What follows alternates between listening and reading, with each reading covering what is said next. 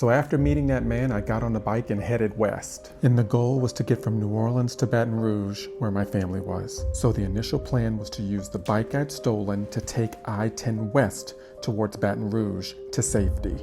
But unfortunately, I heard that there were 2 areas of I-10 that were submerged underwater and therefore unpassable. But there was an alternative route. I had to cross the Mississippi River Bridge. The gentleman that helped me out of the water and onto the interstate, I saw him about right here. So I hopped on that bike, and instead of heading west on I-10, I decided to take the Pontchartrain Expressway towards the Mississippi River Bridge. But it wasn't too long before I came across my first National Guardsman. He looked my age, maybe even younger. He had an assault-style weapon that he was holding, and he was manning a checkpoint. He held up his hand to motion for me to stop, and so I stopped. He asked me who I was.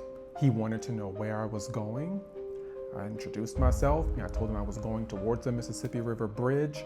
Mind you, his tone was very antagonistic. He was not giving me the impression that he was there to help me.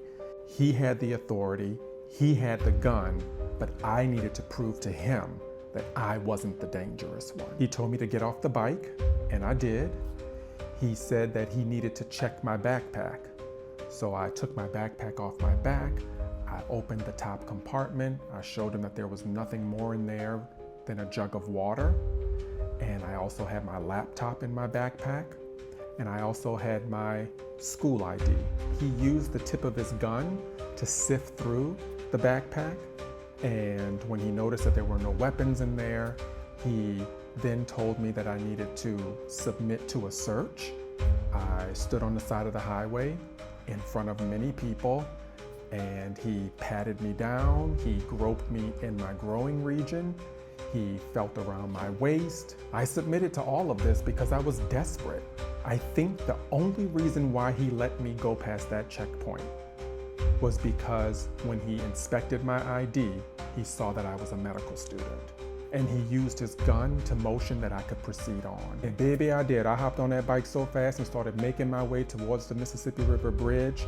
And there was a point where I came to a stop because I could see the Superdome. It almost looked like from a distance that people were stacked on top of each other. You could see obviously that there was significant damage to the roof of the Superdome. So I started to make my way towards the Mississippi River Bridge.